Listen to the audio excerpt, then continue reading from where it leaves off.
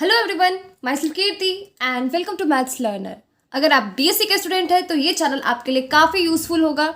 Specially अगर आप NOU के स्टूडेंट हैं तो आपको इस चैनल पर एनओयू के सारे प्रीवियस ईयर क्वेश्चंस का सॉल्यूशन मिल जाएगा। अगर आप लोग के पास एनओयू के प्रीवियस ईयर क्वेश्चन अवेलेबल नहीं है तो आप लोग मेरे टेलीग्राम चैनल को ज्वाइन कर सकते हैं, जिसका लिंक आपको डिस्क्रिप्शन बॉक्स में मिल जाएगा। तो पिछले वीडियो में हम लोगों ने ग्रुप बी का क्वेश्चन नंबर 6 और 7 कर लिया था। आज हम लोग क्वेश्चन नंबर 8 देखने जा रहे हैं। तो हमारा क्वेश्चन नंबर 8 है, solve by matrix method the following simultaneous equation x plus y plus z equals 6, 2x plus y minus 3z equals -5, 3x minus 2y plus z equals 2। तो इसका हम लोग सॉल्यूशन देखते हैं। सबसे पहले तो हम लोग लिख लेते हैं कि हम लोग को जो इक्वेशंस दिया हुआ है वो क्या क्या दिया हुआ है। Given system of equations, given system of linear equations are, हम लोग को जो गिवन सिस्टम ऑफ इक्वेशंस क्या क्या दिया हुआ है। सबसे पहला तो है आपका क्या है हमारा x plus y plus z equal 6, x plus y plus z equal 6। Second था हमारा 2x plus y minus 3z equals -5, और थर्ड है हमारा 3x minus 2y plus z equals 2। 3x minus 2y plus z equals 2। अब हम लोग यहाँ पे आगे क्या करेंगे, यहाँ पे हम लोग मान लेते हैं लेट ए इक्वल्स मान लेते हैं हमारा।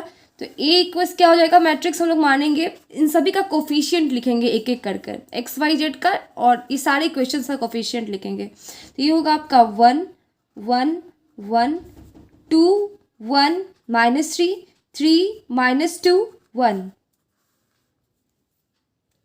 एंड बी यहाँ पे हो जाएगा। यहाँ पे हम लोग बी मान लेते हैं, जो भी हमारा कांस्टेंट गिवन है वो सारा हमारा बी हो जाएगा। तो ये हो जाएगा आपका 6 -5 और 2। ठीक है, अब हम लोग क्या करेंगे, अब हम लोग यहाँ पे मॉडे निकालेंगे। तो मॉडे जब हम लोग यहाँ पे निकालेंगे तो मॉडे क्या होगा आपका, ये होगा 1 2 3, सॉरी डिटर्मिनेंट ए हम लोग निकाल रहे हैं यहाँ पे। तो इसको कैसे करेंगे, 1 2 3 1 1 -2 1 -3 1, इसका वैल्यू निकालते हैं हम लोग। तो जब इसका वैल्यू निकालेंगे तो ये होगा आपका 1 1 -2 -3 1 -1, ये होगा 2 3 -3 1, फिर +1, ये होगा आपका ये हो जाएगा आपका 2 3 1 -2। तो जब इसको सॉल्व करोगे तो ये होगा आपका 1 -6 -2 +9 हो जाएगा यहाँ पे, और ये होगा आपका -4 -3। तो ये हो गया 1 -6 -5 -11, और ये -7। तो ये आपका आ जाएगा -20 -18 -23। ठीक है, और -23 उसके बाद फिर लिखेंगे ये क्या है, ये एक नॉन जीरो नंबर है, जीरो के इक्वल नहीं है। दैट इज क्योंकि यहाँ पे since mod A doesn't equals to zero, therefore the matrix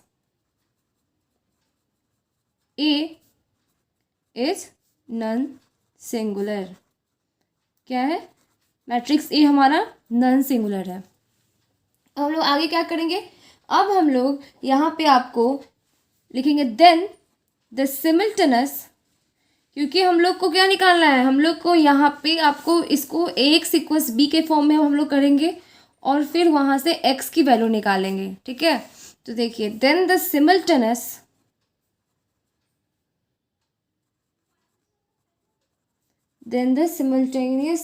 equations are equivalent to the matrix equation, equivalent to the matrix equation। क्या होगा वो, ax इक्वल्स b, और हम लोग को x निकालना है यहाँ से। अब हम लोग क्या करेंगे, दोनों साइड हम लोग क्या करते हैं कि a इनवर्स से मल्टीप्लाई कर देते हैं। जब a इनवर्स से मल्टीप्लाई करेंगे तो a इनवर्स तो आइडेंटिटी आ जाएगा, i आ जाएगा, और i इंटू एक्स तो i x ही होगा, और आपका ये b इंटू क्या हो जाएगा, a इनवर्स आ जाएगा।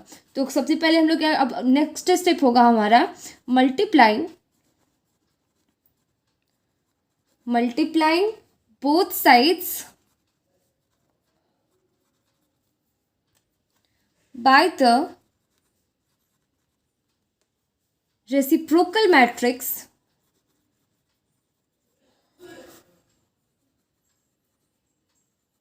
A inverse we get। हम लोग क्या कर रहे हैं, दोनों साइड A इनवर्स से मल्टीप्लाई कर रहे हैं। तो जब आप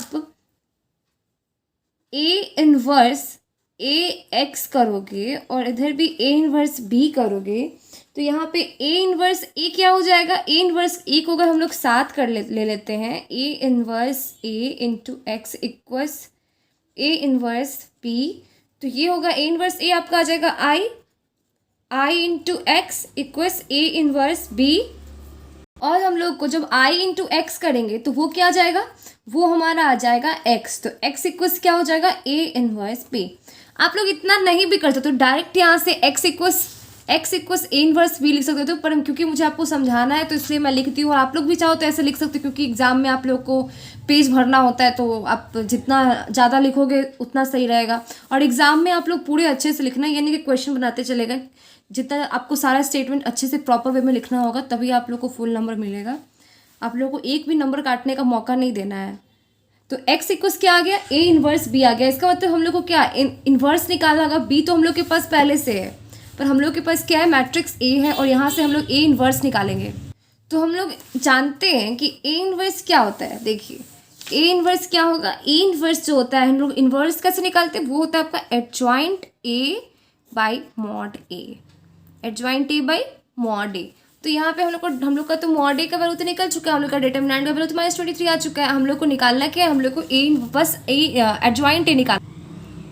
अब हम लोग क्या करेंगे, हम लोग इन्वर्स निकालेंगे। तो उसके लिए हम लोग एडजॉइंट A बाई मॉड निकालेंगे। एडजॉइंट A निकालने के लिए हम लोग को क्या चाहिए, हम लोग को एडजॉइंट निकालने के लिए सबसे पहले इसका कोफैक्टर निकालना होगा मैट्रिक्स A का। तो मैट्रिक्स A का हम लोग का कोफैक्टर निकालेंगे।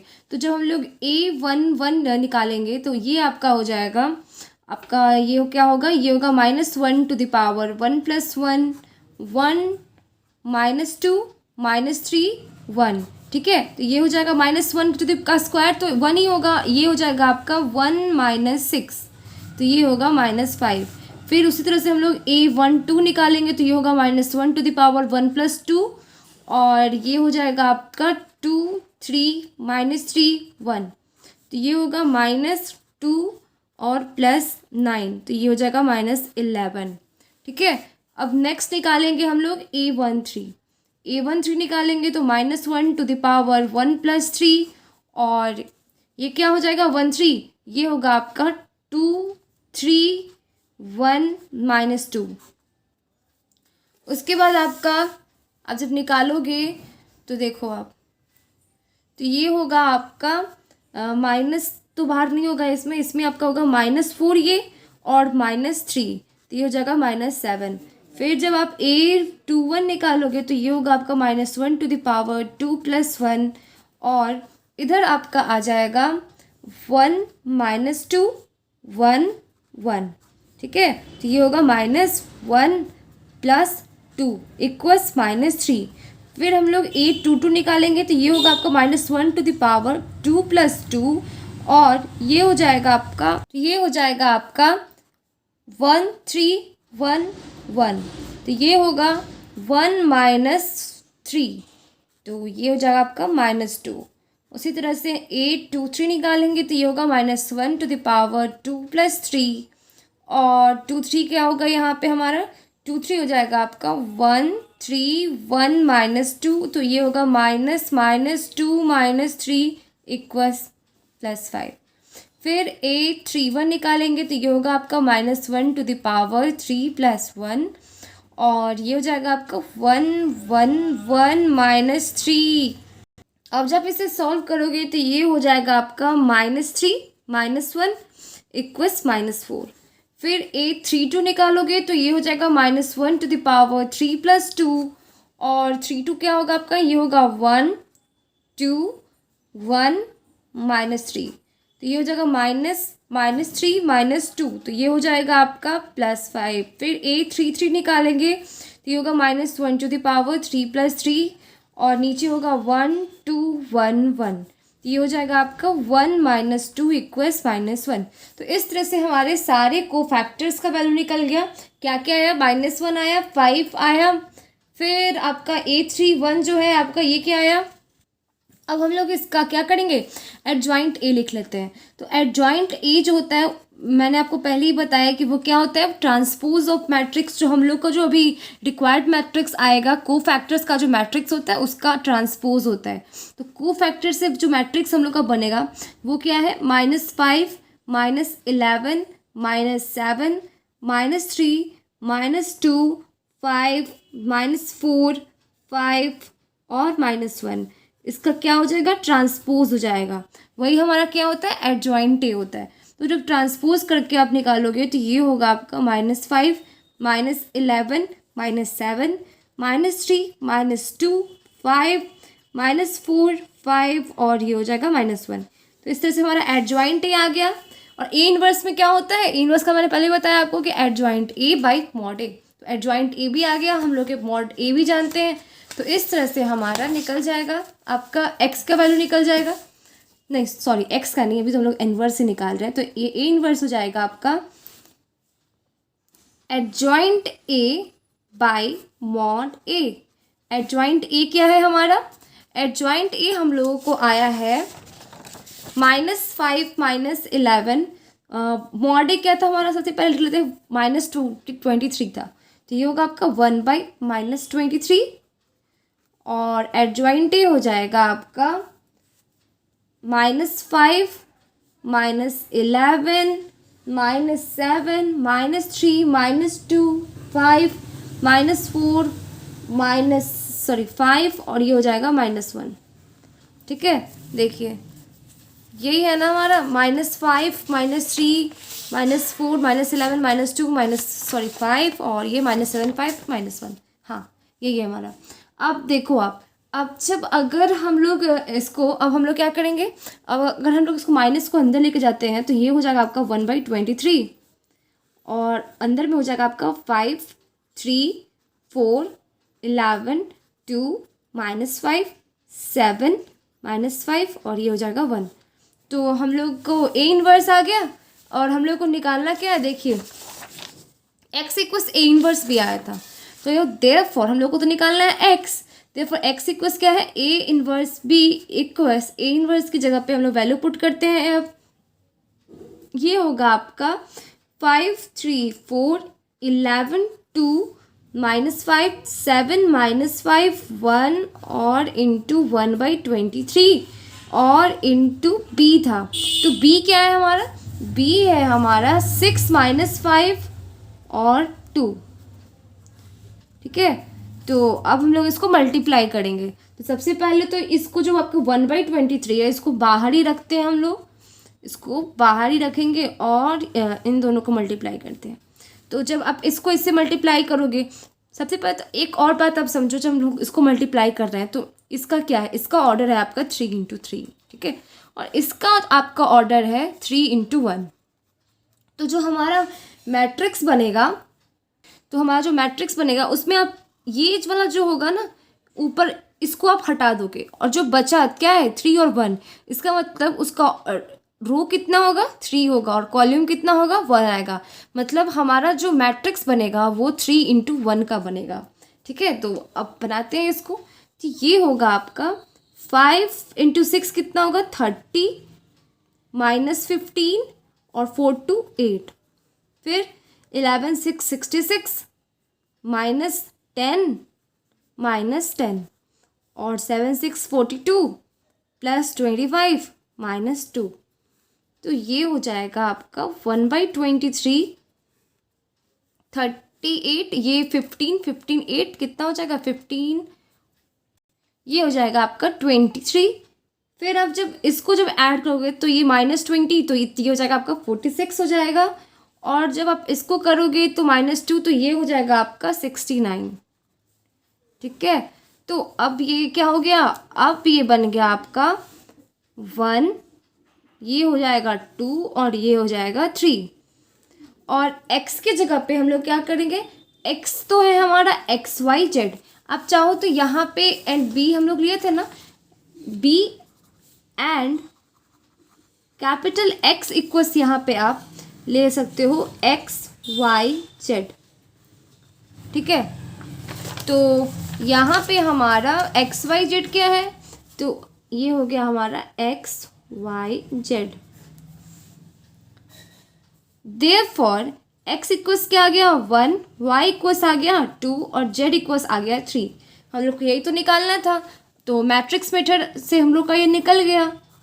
तो मैट्रिक्स मेथड काफ़ी इजी है, उसको आपको सिर्फ 3 स्टेप में सॉल्व करना है। सबसे पहला जो है आपका, वो तो आपको क्या करना है, आपको यहाँ पे आपका जो इसका कोफिशिएंट है, आपका जो भी वेरिएबल्स का जो कोफिशिएंट है, उन सभी को आपको करके एक मैट्रिक्स बना देना है। तीनों के कोफिशिएंट को लेके एक मैट्रिक्स बन गया। बी जो है आपका, वो सारे कांस्टेंट होगा, जो भी आपका आरएचएस में जो भी कांस्टेंट है वो सारे आपका बी में आएगा। और एक्स क्या, XYZ। और फिर हम लोग यहाँ पे मॉड ए निकाल लेंगे। अगर मॉड ए की वैल्यू नन जीरो आती है, इसका मतलब वो नन सिंगुलर मैट्रिक्स है और उसका वैल्यू निकलेगा, मतलब उसका इन्वर्स निकलेगा आपका, उसका जो आपका मैट्रिक्स सॉल्यूशन से आप सॉल्व कर सकते हो उसको। फिर आप क्या करोगे, x equals A inverse B कर दोगे, ए इन्वर्स की वैल्यू निकालोगे। ए इन्वर्स की कैसे निकालते हैं, ए इन्वर्स होता है आपका adjoint A by mod A. Adjoint A निकालने के लिए क्या होता है, एडजॉइंट ए जो होता है आपका, जो आपका मैट्रिक्स ए गिवन है उसके सारे को फैक्टर्स का जो आपका एक को फैक्टर्स जब निकालोगे और उससे जब आप एक मैट्रिक्स फॉर्म करोगे, उसका ट्रांसपोज जो होता है वो आपका एडजॉइंट ए आपको देता है। तो एडजॉइंट ए उस तरह से हमारा निकल जाएगा। और मॉड ए हम लोग को पहले से हम लोग को निकाला था, डाल देंगे वैल्यू। फिर x equals A inverse B करेंगे, ए इनवर्स की वैल्यू हम लोगों ने निकाल रखा था, बी का वैल्यू हम लोग को पता था, दोनों को प्रोडक्ट निकालेंगे और जो वैल्यू आएगा वही हमारा, उस जो वैल्यू आएगा उसको XYZ से कंपेयर कर देंगे। और कंपेयर करने के बाद आपको देख सकते हो कि x equals 1, y equals 2, z equals 3 आ गया। काफ़ी इजी था। अब हमारा नेक्स्ट क्वेश्चन देखते हैं, हमारा नेक्स्ट क्वेश्चन क्या है। हमारा नेक्स्ट क्वेश्चन, अब हम लोग सेक्शन सी में जाएंगे। तो सेक्शन सी का हमारा फर्स्ट क्वेश्चन है, prove that the intersection of two subgroup of a group G is also a subgroup of that group। ये क्वेश्चन काफ़ी इजी है, इसका सॉल्यूशन आप देखना कितने आसानी से इसका हम लोग इसको प्रूफ कर लेंगे। तो सबसे पहले तो हम लोग इसमें प्रूफ करते हैं, तो यहाँ प्रूफ लिखेंगे और स्टार्ट करेंगे। तो सबसे पहले क्या करेंगे, हम लोग H1 और H2 हम लोग दो सब ग्रुप मान लेते हैं ग्रुप जी का। Let H1 and H2 be two subgroup of a group G. एक ग्रुप जी है जिसका H1 और H2 क्या है, दोनों सब ग्रुप है अंडर ऑपरेशन ओ। अब किस ऑपरेशन के अंडर, अंडर ऑपरेशन ओ ऑपरेशन के अंडर दोनों जो है आपका जी का सब ग्रुप है H1 और H2। Then we have to prove, हम लोग को प्रूव क्या करना है, then we have to prove H1 intersection H2 जो होगा आपका, H1 intersection H2 is also a subgroup of G, is also a subgroup of G। फिर हम लोग यहाँ पे मान लेते हैं कि AB जो है आपका, AB belong to H1 intersection H2। तो AB बिलोंग टू क्या होगा, H1 होगा, इंटरसेक्शन की जगह पे आपका एंड आता है, और AB बिलोंग टू H2 हो। तो इस यहाँ पे ए भी बिलोंग टू H1 है, इसका मतलब क्या है, B बिलोंग टू H1 होगा। As B belong to H1 and H1 is group itself, H1 is group itself. Subgroup जो होता है वो खुद में ग्रुप होता है। ये देखिए, मान ले सब ग्रुप क्या होता है, अगर आप इसको समझना चाहोगे तो देखिए, मान लेते हैं एक G एक ग्रुप है, ठीक है, H इसका सब ग्रुप है, सॉरी H जो है G का सबसेट है और H जो है खुद में एक ग्रुप है। तो इस केस में क्या होता है, H को हम लोग G का सब ग्रुप कह देते हैं। कब, मान लेते हैं कि जी हमारा एक ग्रुप है, एच क्या है इसका, जी का सबसेट है, और एच खुद में एक ग्रुप है। तो इस केस में जो एच जो होता है वो जी का सब ग्रुप कहलाता है। तो यहाँ पे B belong to H one and H one is group itself. H one तो खुद में एक ग्रुप है। अब हम लोग आगे देखते हैं। और क्योंकि एच वन खुद एक B belong to H one and H one is group itself, इसका मतलब कि ग्रुप है, इसका मतलब इसका इन्वर्स भी क्या होगा, B inverse also belong to, also B inverse क्या होगा, बी इन्वर्स भी आपका एच वन से बिलोंग करता होगा। ग्रुप की क्या होती है प्रॉपर्टी, किसी भी सेट को ग्रुप तब बोलेंगे जब वो आपकी चार प्रॉपर्टी को होल्ड करता है। फर्स्ट आपका क्लोजर लॉ होता है, सेकंड आपका होता है एसोसिएटिव लॉ, थर्ड होता है एग्जिस्टेंस ऑफ आइडेंटिटी एलिमेंट, और फोर्थ होता है आपका एग्जिस्टेंस ऑफ इन्वर्स एलिमेंट। तो इन्वर्स एलिमेंट जब होगा उसमें तभी तो वो ग्रुप होगा ना। तो बी का इन्वर्स क्या होगा, बी का इन्वर्स एलिमेंट बी इन्वर्स होगा, तो बी इन्वर्स भी तो उसमें लाइक करता ही होगा। तो also B inverse belong to H one. So